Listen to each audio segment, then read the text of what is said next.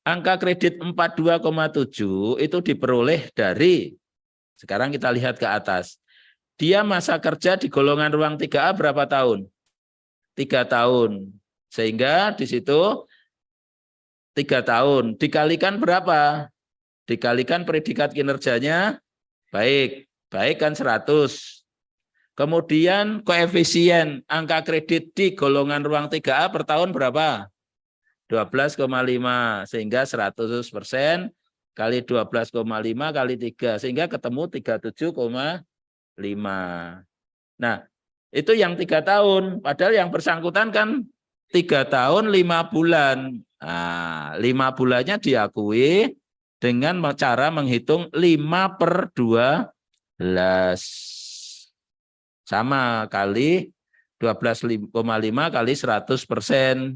Sehingga ketemunya 5,2. Sehingga total angka kreditnya dijumlahkan antara 37,5 dan 5,2 menjadi 42,7. Ini angka kredit yang diberikan bagi pelaksana yang pindah ke jabatan fungsional ahli pertama dengan masa kerja golongan ruang 3A 3 tahun 5 bulan. Nah, sekarang masa kerja golongan itu dihitung secara rigid seperti itu, Bu. Sehingga kalau angka kredit kurang sedikit saja bisa ditutup dengan perhitungan kinerja secara periodik. Makanya BKN, ini tambahan informasi, di tahun 2024 besok, ya, ini 2023 sudah menetapkan peraturan BKN nomor 4 tahun 2023 yang isinya merubah periodisasi kenaikan pangkat dari 2 kali per tahun menjadi 6 kali per tahun. Ya, ya sudah dilaksanakan nantinya mulai tahun 2024. Sehingga kalau angka kreditnya kurang bisa dihitung terpenuhi, bisa diusulkan di KP periode berikutnya gitu. Sing pusing nanti tim penilai. Tim penilai siapa? Atasan langsung. Jadi harus pejabat strukturalnya harus melakukan penilaian itu.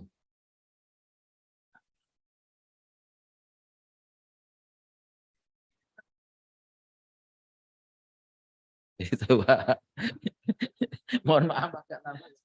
Saya step by step aja ya. Oke. Soalnya takutnya ada yang miss lagi. Oke.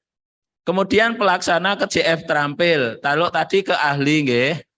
Sekarang kalau ke JF terampil, kalau JF antara ahli dan terampil bedanya apa? Kualifikasi pendidikan. Kalau dia masih di bawah S1, itu bisanya ya hanya di kategori terampil sesuai formasinya. Nah, ini golongan 3A 2 tahun. Ya, 3A 2 tahun. Ya sama perhitungannya. Ya. 100% kalau nilainya baik, kemudian koefisiennya 12,5 kali 2. Ini kurang angka 2-nya ya. Itu. Sehingga ketemunya 25. Sehingga dia diberikan angka kredit 25 tanpa angka kredit dasar. Nah, kalau dia diangkatnya di golongan 3B tentu saja juga akan diberikan angka tambahan angka kredit sebesar 50. Itu ya. Misalnya itu. Sekarang contoh bagi pejabat administrasi dalam jenjang jabatan pengawas ke jabatan fungsional. Nah, ini kita berikan contoh pengawas yang sudah dalam jenjang kepangkatan tertinggi untuk jabatannya. Jabatan pengawas itu kan 3C dan 3D. Nah, kita kasih contoh yang 3D. PNS pengawas golongan 3D dengan masa kepangkatan 2 tahun, pindah ke jabatan fungsional analis hukum ahli muda. Karena dia eselon 4, berarti linearnya ke jenjang muda. Diberikan angka kredit 150. Lah, kok angka kreditnya 150? Asalnya dari mana? Ya, asalnya dari mana? Asalnya Bapak Ibu sekalian di situ penilaian predikat kinerja selama menduduki jabatan pengawas bernilai baik. Berarti faktor pengalinya adalah 150. Kemudian kali 25. 25 itu apa? Koefisien angka kredit tahunan untuk golongan ruang 3D. Kan dari 3D ke 4A kebutuhan angka kreditnya kan 100. Sehingga koefisiennya 25%-nya dari 100 yaitu 25. Kemudian kali 2. 2 ini kan dia di 3D-nya 2 tahun. Sehingga diberikan di situ angka kredit 50. Nah, karena yang bersangkutan tadi diangkat dalam golongan ruang 3D, ya, maka di samping angka kredit yang berasal dari hasil konversi predikat kinerja di golongan ruang 3D-nya 2 tahun, juga ditambahkan angka kredit dasar golongan ruang 3D yang besarnya adalah 100. Sehingga angka kreditnya menjadi 150. Nah, angka kredit 150 ini kemudian diperhitungkan kalau untuk naik ke jenjang lebih tinggi, yaitu jenjang madya, berapa kebutuhan angka kreditnya? 50 lagi. Karena dari muda ke madya butuhannya adalah 200. Nah, Bapak Ibu sekalian harus sudah mencuci otaknya dari sistem PAK yang konvensional tadi. Makanya tadi kan tabelnya tak tampilkan di depan. Biar tercuci semua memori-memori konvensional gitu ya. Naik pangkat 3C ke 3D 100. 3D ke 4A 100. Berarti kalau dari muda ke madya 100 tambah 100 sama dengan 200. Oke. Mudah-mudahan saya pelan-pelan bisa ketangkep. Tukanya tambah ngantuk. Ya, oke. Masih butuh contoh lagi angka kredit? Oke, saya contohkan lagi. Ini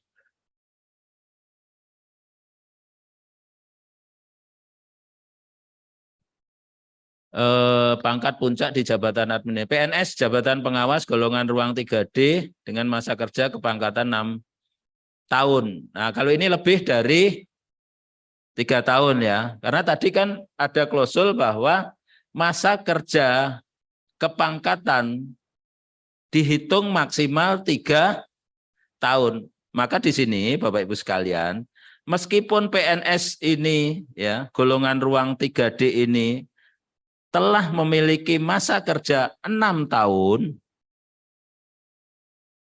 gitu, maka angka kredit yang diberikan adalah dari konversi predikat kinerja maksimal 3 tahun terakhir. Sehingga di situ angka kredit yang diberikan adalah 175. 175 itu asalnya dari mana? Yang 75 itu dari hasil konversi predikat kinerja baik 100% ya, dikalikan koefisien 25 kali 3 tahun sehingga 75. Nah, 75 ditambah angka kredit dasar 100 karena yang bersangkutan diangkatnya di golongan ruang 3D. Jadi meskipun 6 tahun tidak secara otomatis begitu diangkat langsung munggah pangkat gitu enggak, gitu ya. Dikasih 3 tahun dulu kinerjanya sehingga nanti masih ada kewajiban 1 tahun dia melaksanakan tugas jabatan untuk memenuhi itu. Kecuali kalau diangkatnya misalnya di pertengahan akhir tahun sudah bisa dinilai kinerja di jabatan di jabatannya akhir tahun sudah bisa dinilai sehingga bisa dikonversikan dan ditambahkan angka kredit untuk ke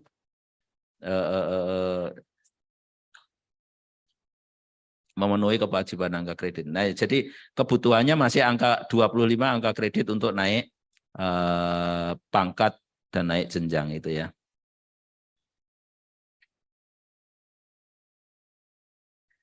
Nah, ada kalanya Bapak Ibu sekalian yang pindah jabatan itu antara pangkat dengan jenjang jabatannya tidak sama di jabatan administrasi. Itu nanti dasarnya juga sama itu ya. Ada kalanya nih PNS 1, 3D 4 tahun itu ya. Maka tadi tetap kita kembali ke 3 tahun ya. Karena dia di jabatan administrasi 3 tahun. Nah, karena ini agak selincu sedikit ini kayaknya yang dicontoh ini. Ya, angka kredit dasar sama. Nah, ini yang saya maksud yang agak beda, yang di paling tepi itu yang 4A. Yang di 4A. Nah, itu dia pelaksana golongan ruang 4A. Ini perpindahan dari pelaksana ke jabatan fungsional. Jadi kalau pelaksana ke jabatan fungsional, ahli, jenjang tertingginya adalah ahli pertama. Jadi saya contohkan nih, PNS jabatan pelaksana golongan 4A. Pelaksana golongan 4A. Masa kepangkatannya 4 tahun. Akan diangkat dalam jabatan fungsional, arsiparis ahli pertama. Ya. Maka angka kredit yang diberikan di sini adalah 100. Kenapa 100? Ya. Di situ setelah diangkat dia akan diberikan 100 ya.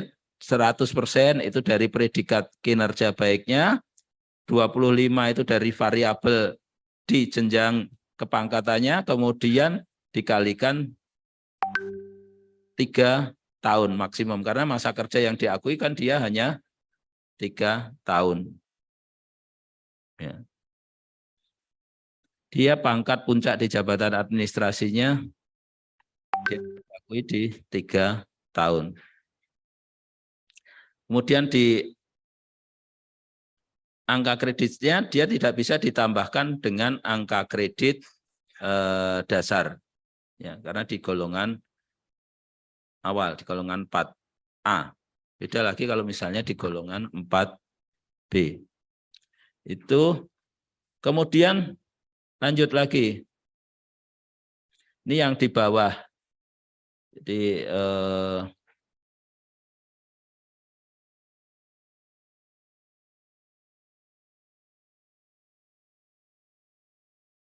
ini juga untuk alih kategori. Kalau ini untuk alih kategori ya Bapak Ibu sekalian. Di atasnya itu udah ada, Pak. Oh, keliru tadi ya, mungkin yang di lanjut lagi, naik lagi aja, Pak. Yang alih kategori. Nah, ini yang rawan kan di sini. Alih kategori itu dari terampil ke ahli. Nih. Ini teman-teman perlu pahami, jujur saja, karena ini rawan permasalahan ya. Nih contoh ya, Firly Naila, seorang pejabat fungsional Pranata Sumber Daya Manusia Aparatur jenjang terampil dalam golongan ruang 2C dan memiliki angka kredit 50. Ya, 50. Pada saat yang bersangkutan memiliki ijazah S1, maka dapat mengusulkan kenaikan pangkat ke golongan ruang 3A setelah mengikuti ujian penyesuaian ijazah dan diberikan angka kredit tertinggi di jenjang terampil. Angka kredit di jenjang terampil tertinggi berapa? 60. Tapi jadi dia naik ke 3A setelah uji kompetensi, setelah ujian PI, tetapi jenjang jabatannya tetap di terampil. Jadi tidak berubah ke mahir. Naik pangkat saja dulu, terampil. Jabatannya tetap, angka kreditnya diberikan angka kredit tertinggi untuk jenjang jabatan terampil, yaitu 60. Bisa dipahami nggih? Mudah-mudahan ini tidak kejeglong. Ya. Nah, kenapa harus ujian penyesuaian ijazah? Karena angka kredit yang bersangkutan belum terpenuhi untuk ke 3A, baru 50. Kalau sudah 60 berbeda ceritanya.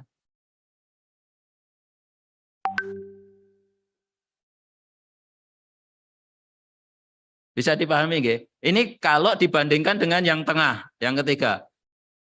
Ya. Pejabat fungsional pamong praja, jenjang jabatan terampil, sama-sama terampil. Ya. Pangkat pengatur muda, pangkat pengatur 2C.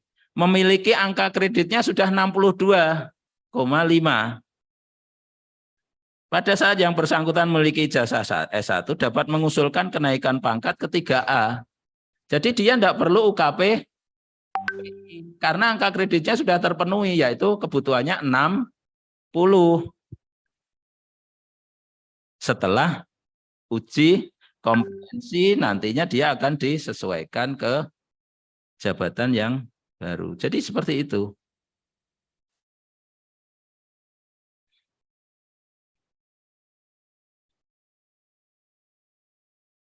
Bisa dipahami nggak, ini agak hati-hati terutama bagi teman-teman pengelola kepegawaian umpek yang punya 2 kategori jabatan yang memungkinkan pindah kategori jabatan terampil ke ahli. Memang agak berbeda dengan yang sebelumnya. Kalau sebelumnya pindah jabatan kan mulai angka kreditnya dari 0 lagi ya, Permenpan 13 2019.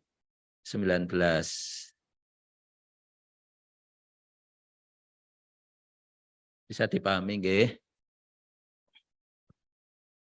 Kemudian golongan ruang 3A ke ahli pertama ini ya. Jabat fungsional, Pranata SDM, mahir 3A ya. Memiliki angka kredit 37,5. Pada saat yang bersangkutan memiliki jasa S1, maka uji kompetensi ke analis sumber daya manusia aparatur ahli dengan angka kredit 37,5. Karena dia sudah di 3A, sama-sama 3A. Jadi perpindahan kategori dari terampil ke ahli. Dia 3A-nya sudah di mahir. Mahir kan kesetaraannya ke pertama. Jadi angka kreditnya di bawah dari angka kredit mahirnya. Syaratnya dia hukum ke ahli. Memorinya ternyata tambah banyak ya Bu ya, yang harus diingat nggih.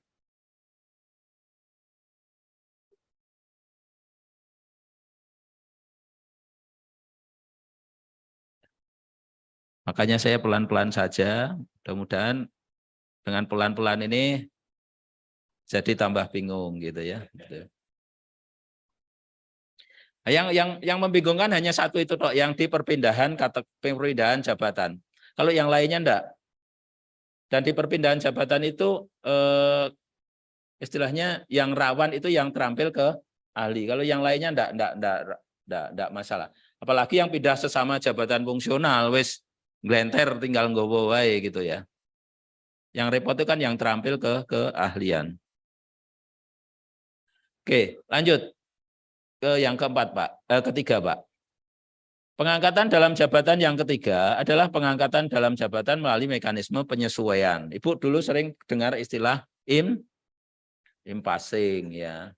Nah, di Permenpan 1, pengangkatan dalam jabatan fungsional melalui penyesuaian ini termasuk di dalamnya mengatur mengenai pengangkatan melalui penyetaraan. Kalau kemarin penyetaraan jabatan kan diaturnya di Permenpan tersendiri ya. Permenpan 17 tahun 2021. Ya. Nah, di sini di ketentuan ini juga diatur bagaimana pengangkatan dalam jabatan melalui mekanisme penyesuaian ini juga mengakomodir bagaimana mekanisme ke pengangkatan melalui penyetaraan jabatannya. Nah, prinsip dasar yang harus kita pahami ya. Diberikan angka kredit yang ditetapkan dari angka kredit penyesuaian atau penyetaraan dan ditambah angka kredit dasar. Ya. Kemudian angka kredit kumulatif ya hanya diberikan 1 kali untuk masa penyesuaian. Ya. Angka kredit penyesuaian diberikan berdasarkan pangkat golongan ruang sesuai dengan masa kerja dalam pangkat terakhir serta kualifikasi pendidikan. Jadi Bapak Ibu sekalian, angka kredit untuk pejabat fungsional yang diangkat melalui penyesuaian ya, didasarkan pada golongan ruang yang bersangkutan. Golongan ruangnya, masa kerja golongan ruangnya berapa dalam pangkat terakhir ya, serta kualifikasi pendidikan. Sehingga Bapak Ibu sekalian yang sering harus kita atau sering kita lihat itu, mereka yang diangkat melalui in passing ini tidak linier dengan jabatan yang sebelumnya diduduki. Karena penetapan jenjang jabatannya di sini didasarkan pada pangkat golongan ruangnya. Sehingga ketika misalnya ada kepala seksi, ya diangkat dalam jabatan fungsional melalui passing kemarin itu ya, maka kalau yang bersangkutan golongannya golongan 4A ya diangkatnya di madya. Padahal kalau pengangkatan melalui perpindahan tadi masih di jenjang muda. Nah itu. Jadi bisa dibedakan nggih, bisa dipahami. Kayak kasih kok iso langsung madya. Sing iki kok tetap muda. Nah, kita lihat kop di atas itu kan keputusan Bupati Tegal ya. Pengangkatan dalam jabatan melalui mekanisme apa? Pengangkatan melalui perpindahan jabatan kah atau melalui penyesuaian in passing. Hanya saja penyesuaian ini dikecualikan bagi mereka yang diangkat melalui penyetaraan jabatan. Karena penyetaraan jabatan dasarnya adalah jabatan yang sebelumnya diduduki. Jadi sama-sama penyesuaian, di sini dipisahkan antara yang penyesuaian dalam konteks in passing seperti yang dahulu dan yang diangkat melalui proses penyetaraan jabatan. Kemudian apabila telah ditetapkan rekomendasi pengangkatan melalui penyesuaian dan telah ditetapkan kenaikan pangkatnya, instansi pembina menetapkan rekomendasi. Nah, gini Bapak Ibu sekalian, misalnya ada PNS yang akan diangkat dalam jabatan fungsional melalui mekanisme in passing atau penyesuaian. Rekomendasinya turun bulan menjelang KP. Tapi PNS ini sebenarnya bisa diusulkan KP dulu. Misalnya dari 3A ke 3B. Gitu ya. Maka meskipun rekomendasi penyesuaiannya sudah turun, kalau yang bersangkutan masih dalam masa in passing memungkinkan, maka dia bisa diberikan KP dulu ke 3B. Nah, nanti rekomendasinya minta ditinjau ulang. Jadi mana yang lebih menguntungkan. Tapi kalau misalnya masa periode KP itu sudah melampaui masa in passing, ya enggak bisa. Ya harus diangkat dulu dalam jabatan seperti tahun 2021 kemarin. Terakhir kan kalau enggak salah 6 Maret atau apa ya itu ya. Atau 6 April ya, saya lupa itu ya. Kalau 6 Maret berarti kan harus diangkat dulu. Tapi kalau 6 April kan 1 April bisa diangkat jabatan dulu. Cuman kan waktunya mungkin agak mepet kalau yang kemarin itu. Karena tanggal 6 April kalau tidak salah itu. Nah kalau ini dimungkinkan kalau misalnya rekomendasi sudah turun tapi dia bisa KP. KP-nya bisa diberikan dulu, rekomendasinya nanti dilakukan peninjauan. Karena kan penetapan rekomendasi itu kan otomatis di sana udah ada angka kredit. Angka kreditnya kan dihitung dari masa kerja golongan ruang. Golongan ruang dikonversikan kan ke PAK-nya. Nah, kalau dia habis naik pangkat berarti kan angka kreditnya jadi beda ya. Karena dasarnya adalah konversi dari masa kerja di golongan ruang terakhirnya. Kalau kurang dari 1 tahun, ya tentu saja belum ada nilainya, gitu ya. Kemudian ketentuan umumnya, lanjut Pak. Angka kredit penyesuaian diberikan berdasarkan pangkat dan golongan ruang sesuai masa kerja dan pangkat terakhir. Dalam hal PNS dengan jabatan pelaksana, maka masa kerja dihitung sejak CPNS. Gitu ya. Kemudian dasar penetapan jenjang jabatan, pangkat dan golongan ruang serta kualifikasi pendidikan ditetapkan sebagai dasar pertimbangan penetapan jenjang dalam pengangkatan penyesuaian. Jadi sekali lagi di sini pangkat dan golongan ruang sebagai dasarnya. Kemudian ketentuan ini dikecualikan bagi yang diangkat melalui mekanisme penyetaraan jabatan. Karena penyetaraan jabatan sekali lagi dasarnya bukan pangkat golongan ruang tetapi jabatan yang sebelumnya diduduki. Kasih ke jabatan jenjang muda. Ya memang ada yang diuntungkan, dirugikan. Yang 3B ya ke muda, yang 3C, 3D ya ke muda, yang 4A ya ke muda kemarin pada waktu penyetaraan. Yang 3B ya jelas diuntungkan karena kalau 3B kan linearnya masih di pertama. Tapi karena dasarnya adalah jabatan, kasih 3B ya tetap ke muda. Kemarin kan seperti itu. Nah, dalam hal kebutuhan unit organisasi, PNS yang diusulkan untuk pengangkatan melalui penyesuaian dapat dipertimbangkan kenaikan pangkatnya terlebih dahulu sebelum masa penyesuaian berakhir. Nah, ini yang saya sampaikan tadi. Apabila telah ditetapkan rekomendasi pengangkatan melalui penyesuaian bersamaan dengan KP, maka instansi pembina menetapkan rekomendasi kembali berdasarkan pangkat golongan ruang yang baru. Jadi rekomendasinya dilakukan perubahan. Lanjut, Pak. Kemudian di situ kita contohkan, di situ SK pengangkatan dalam jabatannya, ya baik itu yang melalui mekanisme penyesuaian maupun penyetaraan dan tabel angka kredit yang diberikan. Jadi sudah ada tabelnya di situ. Bagaimana berapa angka kredit yang diberikan ya kepada mereka yang diangkat melalui mekanisme penyetaraan maupun melalui mekanisme passing. Sekali lagi di situ, di samping masa kerja pangkat golongan ruang juga didasarkan kepada pendidikan yang digunakan sebagai dasar pengangkatan yang bersangkutan dalam jabatan fungsional tadi. Itu ya. Oke. Kemudian contoh angka kreditnya. Bagaimana menghitung angka kreditnya. Ini jabatan fungsional pengawas ya, ada pejabat fungsional pengawas golongan ruang 3C akan diangkat dalam jabatan fungsional melalui penyesuaian.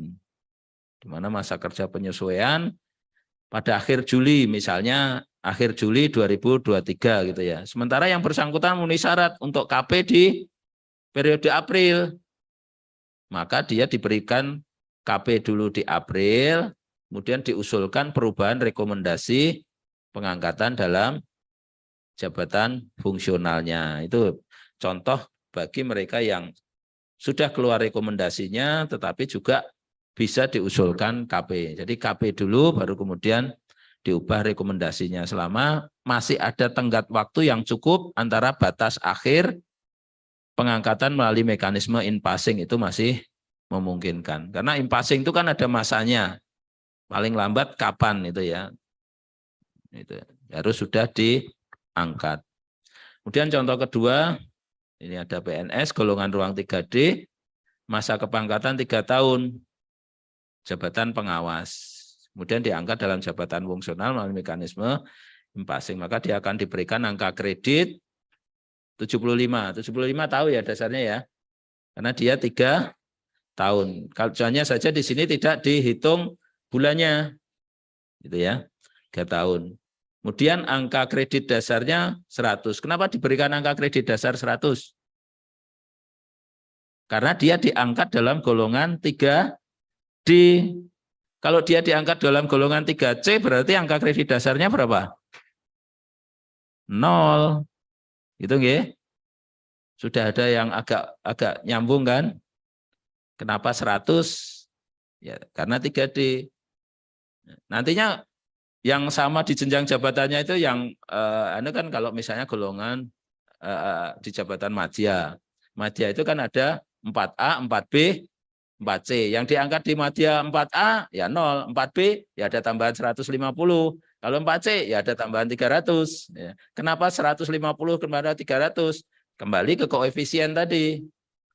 Kalau madya koefisien per tahunnya kan berapa? Kalau untuk naik golongan kebutuhan angka kreditnya berapa? 150 misalnya kebutuhan dari 4A ke 4B. Sehingga kalau diangkat 4B otomatis dapat tambahan 50. Gitu. Misalnya itu. Mudah-mudahan tambah bingung ya. Wajah-wajahnya ini kan saya seneng itu. Karena kalau bingung, saya yakin di rumah buka. Kalau enggak bingung, gampang lah, ragilem buka. Perban 3 itu kalau baca depannya saja bingung. Bacalah lampiran satunya dulu. Lampiran 1 di situ ada contoh-contohnya. Makanya ini kan saya mix antara batang tubuhnya dengan lampirannya. Sebab kalau saya pisahkan, tambah bingung nanti.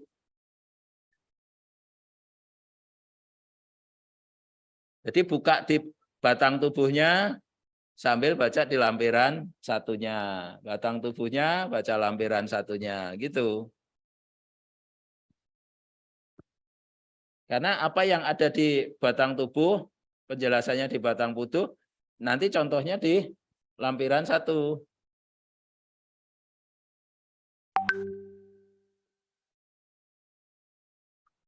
Kemudian contoh angka kredit penyetaraan di sini.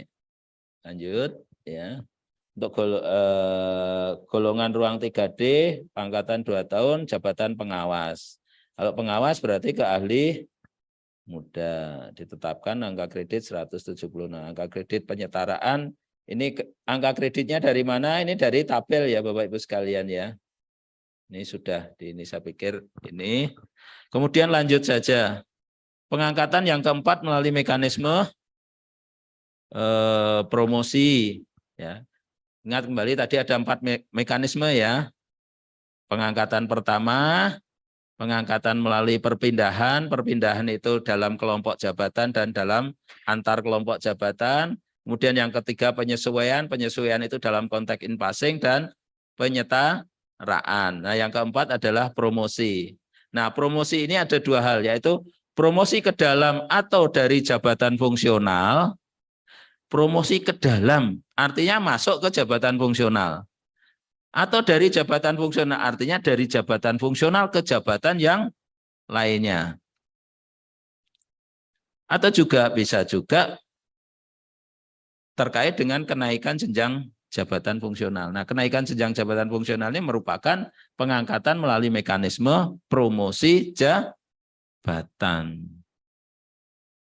Nah, angka kredit promosi ke dalam jabatan fungsional ditetapkan berdasarkan konversi predikat kinerja dan dapat ditambahkan angka kredit dasar. Jadi, semua dasarnya adalah konversi predikat kinerjanya. Sedangkan angka kredit promosi ke dalam jabatan fungsional melalui mekanisme kenaikan jenjang jabatan ditetapkan berdasarkan kumulasi konversi predikat kinerja. Kemudian kelebihan dari perolehan angka kredit itu tidak bisa diperhitungkan untuk kenaikan jenjang jabatan berikutnya. Jadi Bapak Ibu sekalian, berdasarkan Permen PAN 1 dan Perban 3 ini, kalau sebelumnya Bapak Ibu sekalian pejabat fungsional untuk naik pangkat, ya, naik jenjang jabatan, itu kan angka kreditnya dibawa terus. Bisa disimpan untuk bekal di naik pangkat berikutnya. Nah, ketika sekarang sudah menggunakan Permen PAN 1, Perban 3, angka kredit yang diperoleh untuk naik pangkat itu memang masih dimungkinkan untuk dipakai naik pangkat berikutnya selama masih dalam satu jenjang jabatan. Tetapi ketika sudah beralih ke jenjang jabatan yang lebih tinggi, maka angka kredit yang sebelumnya telah diperoleh tadi tidak bisa dipergunakan untuk kebutuhan pemenuhan angka kredit di jenjang berikutnya, baik untuk naik pangkat maupun naik jenjang jabatan. Jadi ketika misalnya dari 3A ke 3B, 3A-nya sudah punya 52 gitu ya, ke 3B-nya kan berarti tinggal tambahannya 48, 3A ke 3B, 3B ke 3C kan tinggal 48. Yang dua kan sudah punya simpenan tadi. Tapi kalau dari 3B ke 3C misalnya punya 102, ya dari 3C ke 3D tidak tambahnya 98, tapi tetap harus 100. Karena sisanya tadi sudah tidak bisa dipakai. Karena dia sudah beralih dari pertama ke muda. Gitu ya. Bisa dipahami nggih? Jadi perbedaannya dengan konvensional di situ nggih. Kalau konvensional tabung, apalagi jabatan fungsional guru biasanya tabungannya banyak gitu ya. Mau naik ke 3B saja sudah kadang-kadang lebih 150 gitu ya. Tuh. Nah, sekarang ini untuk naik jenjang kelebihannya tidak dapat diperhitungkan untuk kenaikan jenjang jabatan berikutnya. Nah, Bapak Ibu sekalian, Permen PAN 1 dan juga Permen 3 ini memang sangat berbeda ya. Di mana dengan Permen PAN 1 ini memungkinkan ya pejabat fungsional itu berkarir untuk lebih berkarir secara lebih terbuka. Baik itu melalui mekanisme mutasi secara vertikal, horizontal, maupun diagonal. Ya. Jadi sangat-sangat terbuka lagi. Kalau secara horizontal tadi kan bisa antar jabatan fungsional dalam level yang sama, gitu ya.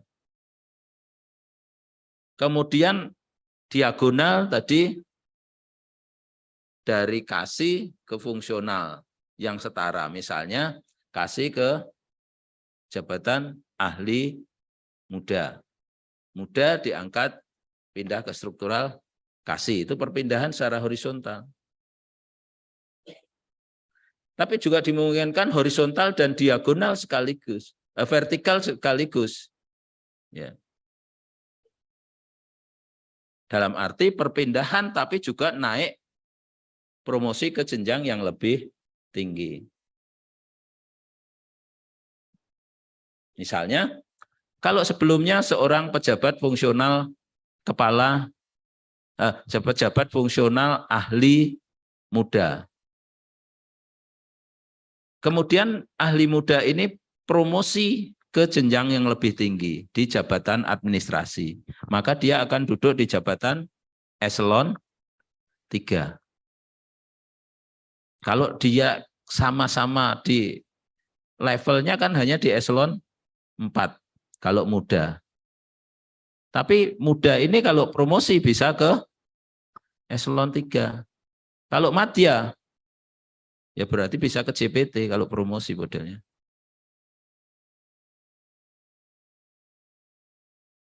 Makanya kan rekrutmen itu dimungkinkan JPT itu berasal dari fungsional yang sudah jenjang madya. Gitu ya. Demikian juga sebaliknya, pejabat administrasi itu juga bisa pindah ke fungsional. Ya. Kalau tadi perpindahan, ya setara, kasih ke muda. Tapi kalau promosi, kasih ya ke madya, kabit ya ke utama. Hanya saja memang persyaratan-persyaratan yang harus dipenuhi memang berbeda karena sifatnya ini promosi naik ke jenjang yang lebih tinggi. Ya. Syaratnya apa? Ya formasi jelas.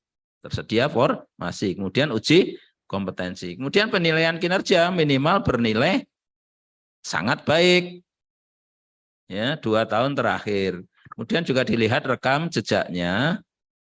Kemudian juga tidak pernah melakukan pelanggaran kode etik profesi ya.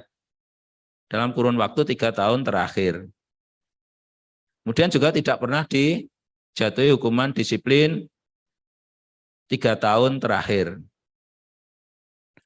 Kemudian bagaimana penetapan angka kreditnya? Penetapan angka kreditnya ditetapkan berdasarkan konversi predikat kinerja, ya, dan dapat ditambahkan dengan angka kredit dasar.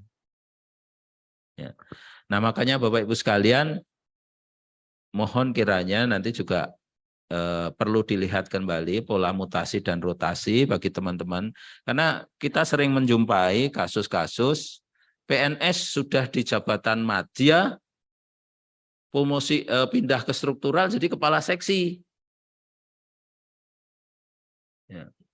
Kemarin kan banyak kasus sudah madya jadi kasih, begitu penyetaraan kasih diangkat setarakan ke muda, nangis kan kemarin. Ya, itu.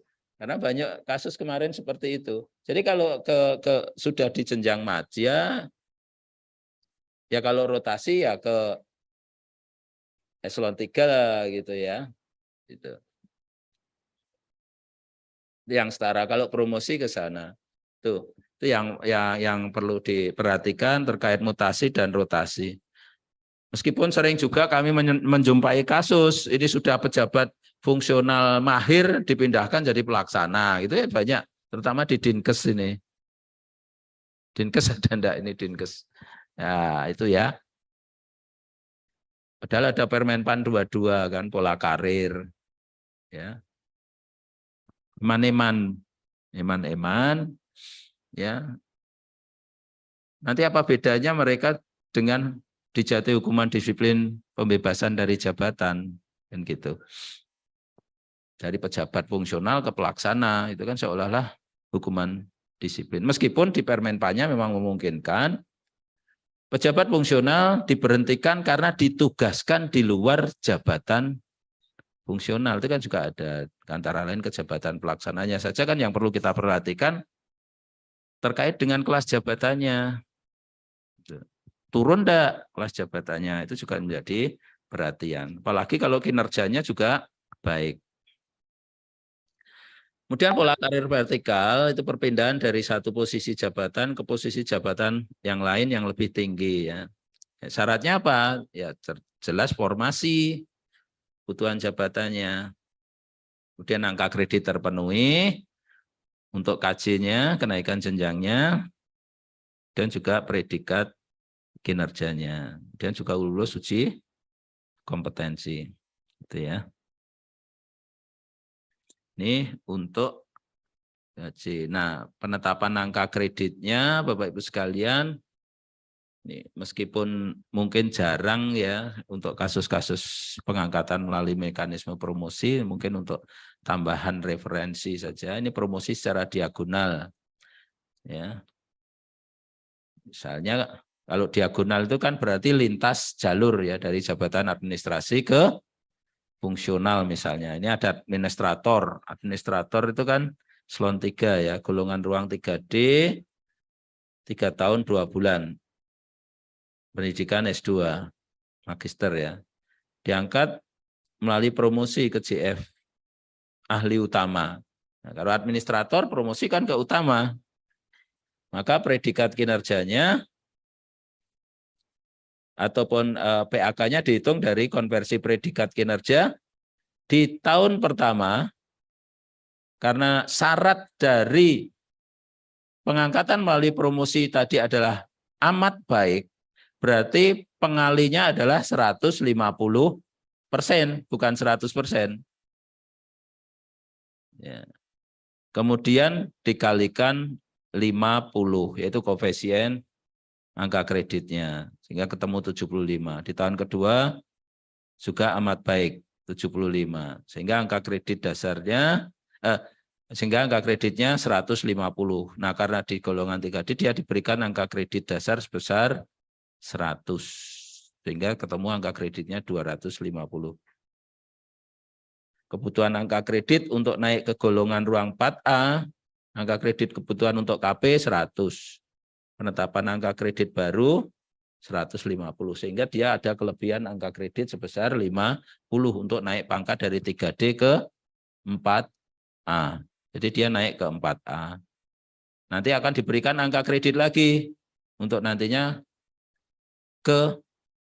mengikuti ke jenjang jabatan utamanya, gitu ya. Kemudian promosi kenaikan jenjang jabatan. Nah, kalau ini tadi diagonal, ini yang vertikal, ya. Jadi golongan ruang 3D jabatan auditor ahli muda, ya. Pada saat KJ menjadi ahli madya memperoleh angka kredit kumulatif 212,5.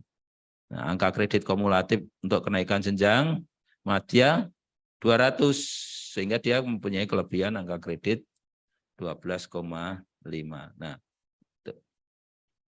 angka kredit tersebut tidak dapat diperhitungkan untuk kenaikan jabatan berikutnya. Jadi tidak bisa. Jadi mulai dari awal lagi di jenjang jabatan berikutnya. Betul. Jadi tidak bisa lagi nabung angka kredit ya, mulai dari awal lagi. Karena di situ sudah ditentukan tadi kebutuhan angka kredit untuk syarat. Dan mohon ini Bapak Ibu sekalian, kalau kita dulu kan ada unsur utama, ada unsur pengembangan profesi, dan ada unsur penunjang ya. Maaf, unsur utama itu ada pendidikan, tugas jabatan, pengembangan profesi, itu sub-sub unsur ya tadi, maaf, bukan unsur. Kemudian ada unsur penunjang. Nah, memang di sistem PAK baru ini lebih banyak hanya mengatur terkait dengan tugas jabatan saja.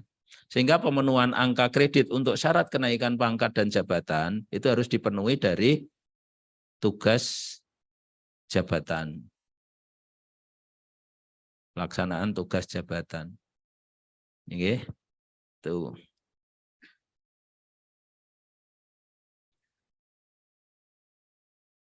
Kemudian lanjut, Pak.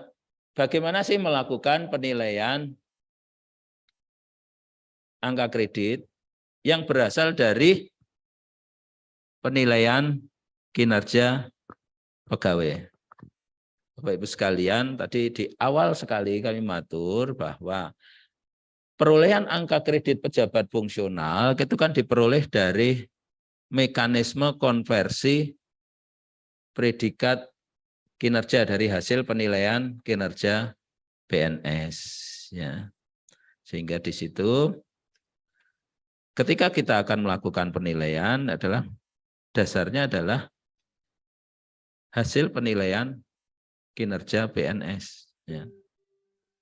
Sehingga awal yang harus dilalui adalah pejabat penilai kinerja menilai kinerja PNS, baik itu SKP-nya maupun perilaku kerjanya. Ya. Di mana penilaian kinerja ini dilakukan melalui mekanisme evaluasi secara periodik maupun tahunan. Kenapa kita perlu melakukan evaluasi secara periodik, Bapak Ibu sekalian? Kalau di penilaian PAK sebelumnya, kita kan membutuhkan dupak. Oke. Dari situ kan ada dokumen-dokumen kan. Nah kalau ini kan hanya konversi dari kinerja. Nah bagaimana kita bisa melakukan proses konversi kinerja dari hasil penilaian kinerja yang baik ketika kita tidak secara periodik melakukan evaluasi kinerja.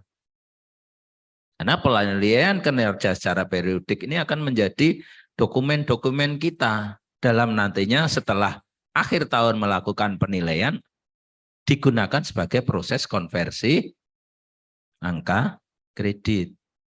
Jadi evaluasinya.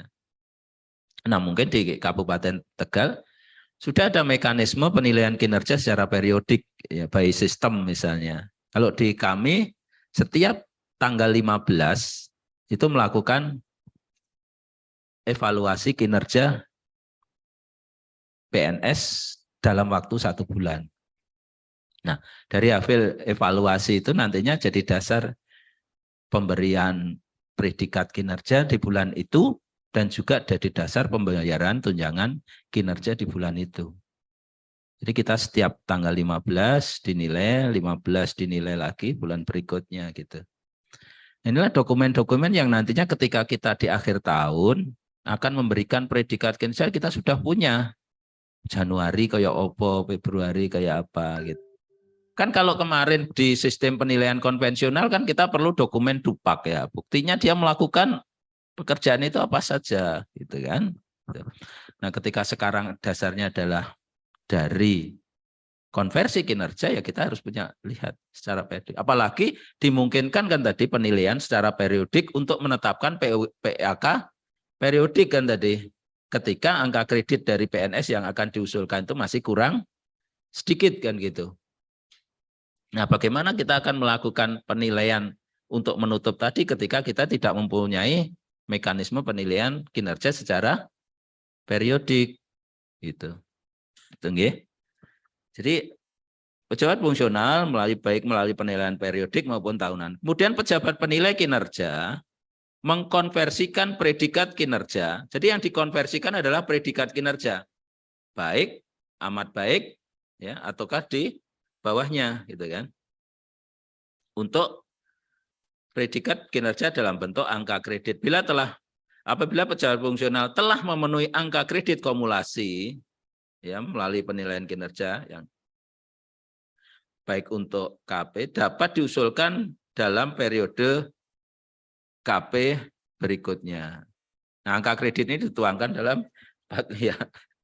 Aduh, pelan-pelan malah jadi lambat ya, Pak ya. Angka kredit dituangkan dalam PAK yang ditetapkan oleh pejabat penilai kinerja. Nah, pejabat penilai kinerjanya Bapak Ibu sekalian, pejabat struktural, pejabat penilai kinerja bukan? Ya. Punya bawahan pejabat fungsional enggak? Punya. Melakukan penilaian kinerja enggak? Berarti mengonversikan PAK enggak? Ya, itu harus belajar makanya tadi. Ya. Yang punya pejabat fungsional di bawahnya banyak ya disyukuri gitu kan. Di rumah sakit, di pendidikan ya. Kalau di dinas pendidikan apa? Kabit apa kasih yang membawai kepala sekolah itu. Ya. Itu kan dia selaku pejabat penilai yang melakukan penilaian. Lanjut, Pak. Nah ini yang di situ belum ada ya. Jadi contoh konversi, contoh formulir-formulirnya ini kebetulan dari predikat kinerja ke ini. Nanti tinggal lihat di lampiran 1 itu ada formulir untuk formulir 10, 11 dan 10, 11 dan 12. Itu rangkaian dari formulir untuk formulir untuk konversi predikat kinerja ke dalam angka kredit. Kemudian setelah terpenuhi angka kredit untuk naik pangkat diakumulasikan dalam akumulasi angka kredit, formulir akumulasi angka kredit. Kemudian setelah terpenuhi nanti ditetapkanlah PAK-nya, penetapan angka kredit. Jadi ada 3 formulir nantinya. Silahkan lihat di lampiran 1 di formulir nomor 10, 11 dan 12. Di halaman 11, halaman 13 dan halaman 15. Ya, di lampiran 1. Itu. Oke, saya cepatkan aja. Ini predikat ya ini tadi untuk konversi sudah kita singgung ya, amat baik sekian dan kemudian untuk penilaian periodik. Kemudian predikat kinerja dikonversikan ke dalam angka kredit. Konversi predikat kerja ke dalam angka kredit dapat dihitung secara proporsional. Nah, Bapak Ibu sekalian, perolehan ijazah atau pendidikan setingkat lebih tinggi. Kalau kemarin perolehan ijazah itu kan dinilai waktu kita masih konvensional kan kalau untuk dari D3 ke S1 kan tambah 40. Dari S1 memperoleh S2 tambah 50. Nah, untuk perolehan ijazah dengan penilaian sistem konversi ini pengakuannya adalah diberikan nilai 25% ya dari kebutuhan angka kredit untuk naik pangkat setingkat lebih tinggi. Jadi kalau misalnya dia golongan ruang 3A dengan pendidikan S1, memperoleh pendidikan S2. Ya. Berarti dia diberikan angka kredit berapa? 12,5 itu ya. Di perolehan angka kredit 12,5 itu. Kalau dulu kan tambahnya 50 gitu. Sehingga belum tentu dari S1 memperoleh S2 serta-merta bisa menutup kebutuhan angka kredit untuk naik dari 3A ke 3B. Sehingga kalau mau 3A, kalau mau ke 3B ya bisa saja UKPPI untuk menutup kekurangan angka kreditnya.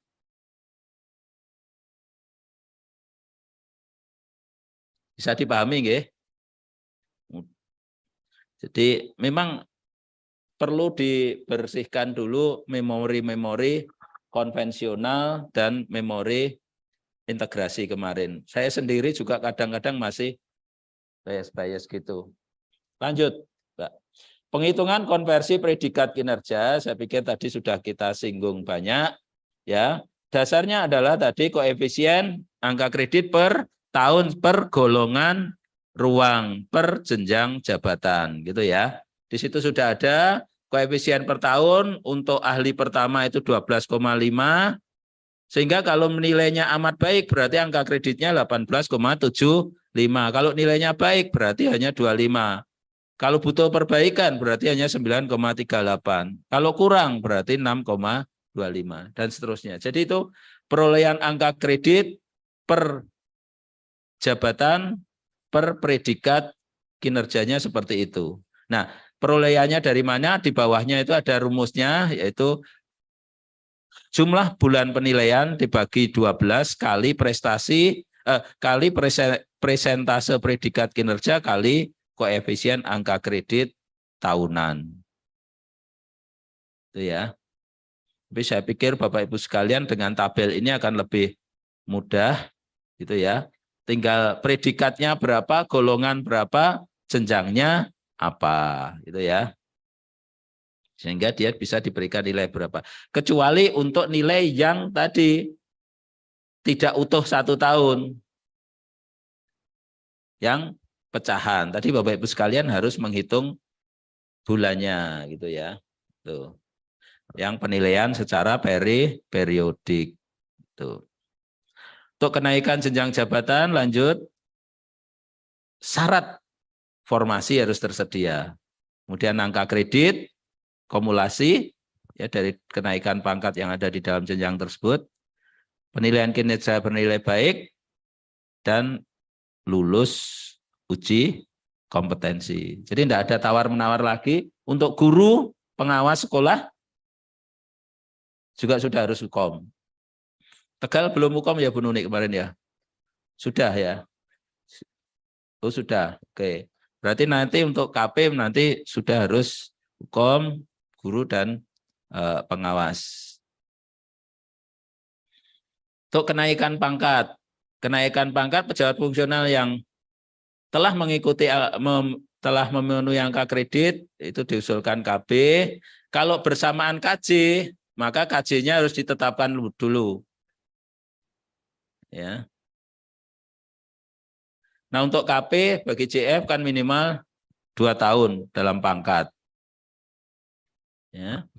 Kemudian kelebihan angka kredit melebihi angka kredit yang ditentukan untuk KP setingkat lebih tinggi, ke jenjang jabatan yang lebih tinggi, kelebihan angka kredit tidak dapat diperhitungkan untuk KP berikutnya. Jadi kalau di jenjang yang berbeda, itu tidak bisa.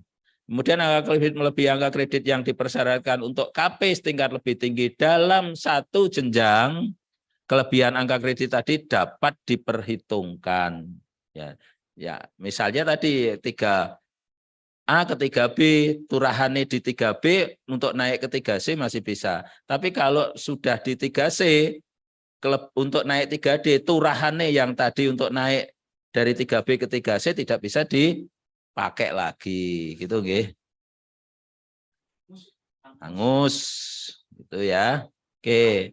kemenangan saya pikir enggak, kenaikan pangkat setingkat lebih tinggi. Nah, Bapak Ibu sekalian, di Permen PAN 1 sebenarnya ini sudah implementasi sejak kemarin Perban 11. Bagi PNS yang akan naik pangkat dan naik jenjang jabatan, tetapi formasi jabatan di atasnya itu penuh. Beda ya, kalau tidak ada formasi beda. Formasinya penuh. Tidak ada kebutuhan jabatan. Jadi misalnya gini, penyuluh pertanian muda, ya, golongan ruang 3D, akan naik ke 4A, berarti kan harus naik ke jenjang madya dulu.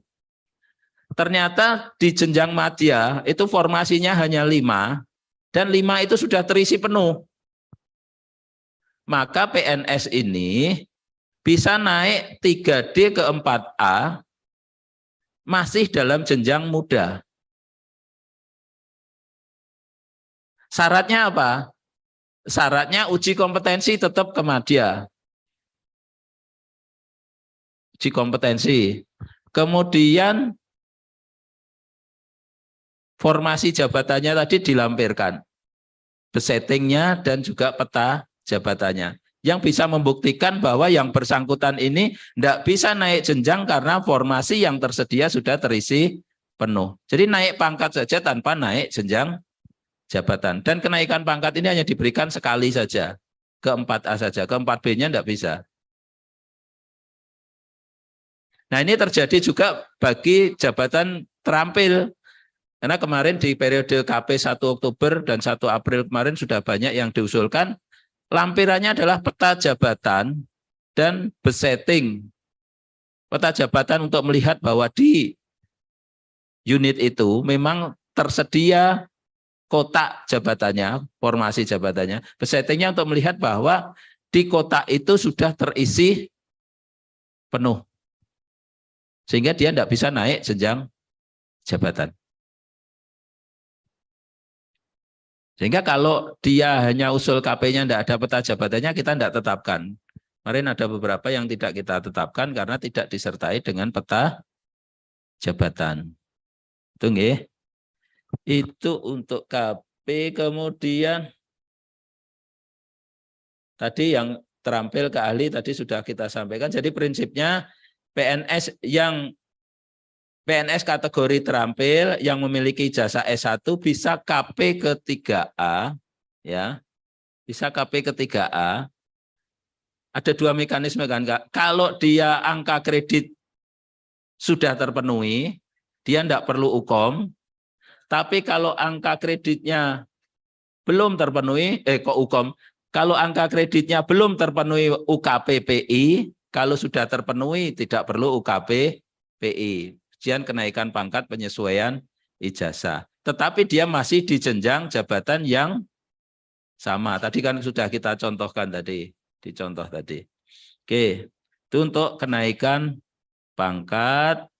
Kemudian cepat banget waktunya ya. Penetapan angka kredit. Saya terlalu lambat, terlalu mengikuti ritmenya Bapak Ibu sekalian. Untuk dong tadi agak lama gitu. Nah ini KP untuk, lanjut aja Pak. KP untuk tidak tersedia formasi sudah. KP yang peroleh lanjut lagi. Ya, ini tadi Bapak Ibu sekalian. Yang saya maksud tadi ini, ya yang perlu diwaspadai ini ya nanti.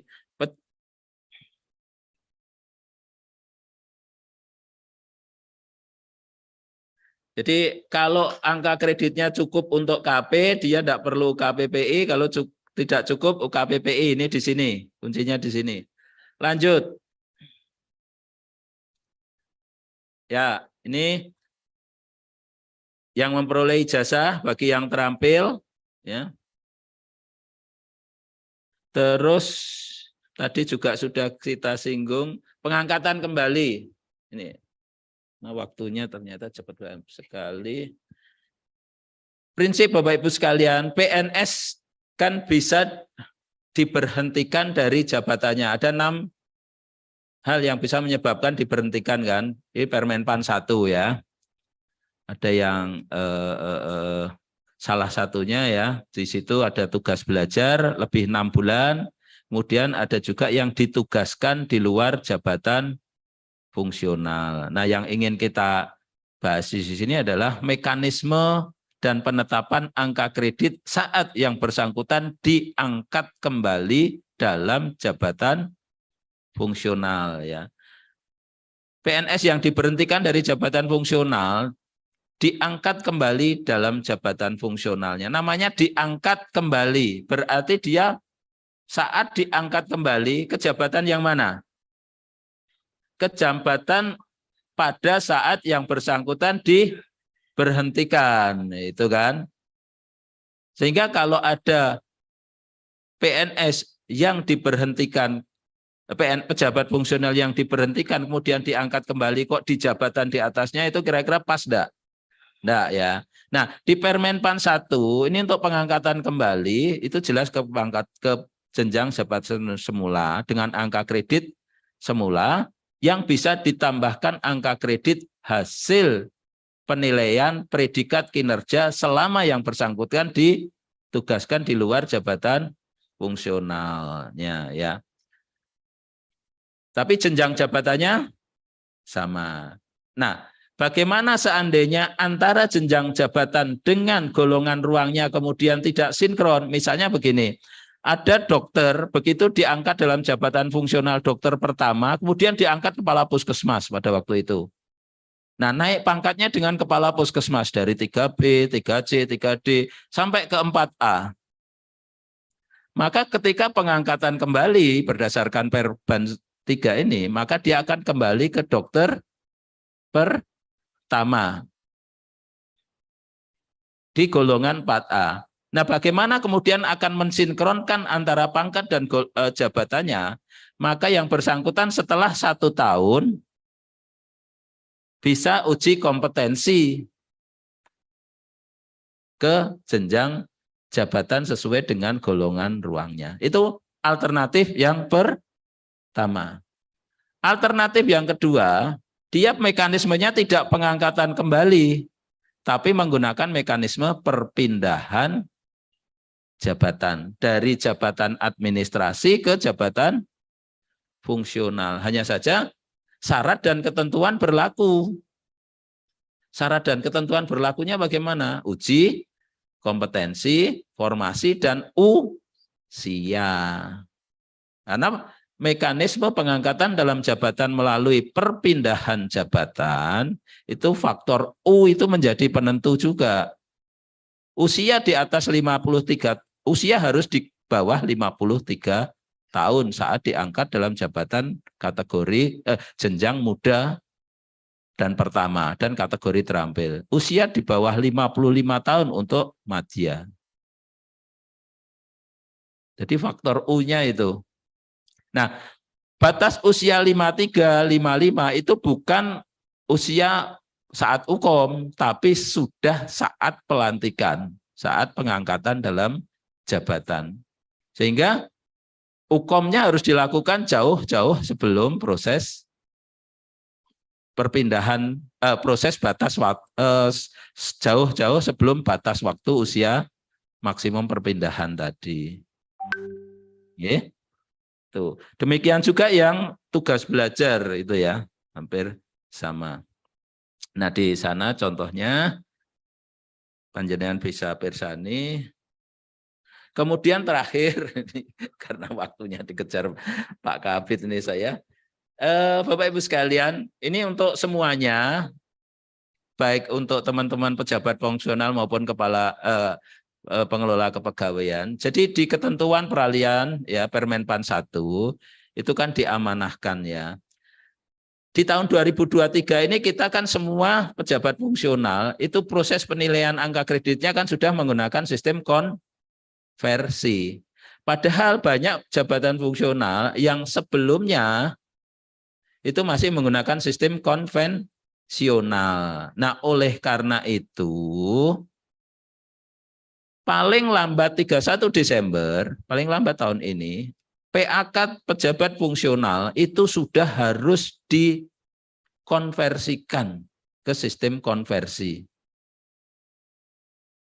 Nah, Sebelum dilakukan proses konversi, barangkali ada teman-teman kita yang karena ndableknya, yang karena malesnya, belum melakukan penilaian angka kredit di tahun 2022. Ya. Ya. Kalau ada, waktunya sudah habis. Gitu ya. Karena apa? Penilaian kinerja pejabat fungsional tahun 2022 harus sudah selesai dilakukan penilaian pada 30 Juni 2022. Nah, hasil penilaian ini kemudian nanti dikonversikan ke PAK konversi. Nah, karena banyaknya pejabat fungsional, tadi Pak Kabid menyampaikan di atas 5.000, dan saya yakin pejabat fungsional nek melakukan konversi mesti sampai nek gitu 8.000 gitu, maka BKN membangun aplikasi namanya Disepakati. Ya, aplikasi Disepakati itu sebenarnya singkatan yaitu digitalisasi sistem penilaian angka kredit konvensional ke integrasi. Ya. Nah, nanti tadi saya juga sudah matur Pak Kaban untuk berkirim surat ke Direktur Jabatan ASN. Sebenarnya linknya ada, itu link untuk menyampaikan suratnya, untuk meminta user, sehingga nanti teman-teman di Tegal bisa melakukan proses konversi PAK dengan lebih cepat karena menggunakan aplikasi Disepakati. Dan insya Allah tadi teman dari Prakom sudah menyampaikan akan ada semacam tutorialnya, yaitu nanti pelatihan itu. Tapi yang penting usernya dulu harus dapat dulu gitu ya. Dengan minta user, Bapak Ibu sekalian bisa melakukan proses itu. Sehingga ketika PAK sampai dengan Desember 2022 sudah dalam bentuk PAK konversi, maka 2023 yang penilaiannya sudah konversi tinggal tambahkan plug gitu saja. Nah, nanti kalau sudah terpenuhi persyaratan untuk naik pangkat, maka kemudian dibuat PAK untuk kenaikan pangkat, ditetapkan PAK untuk kenaikan pangkatnya.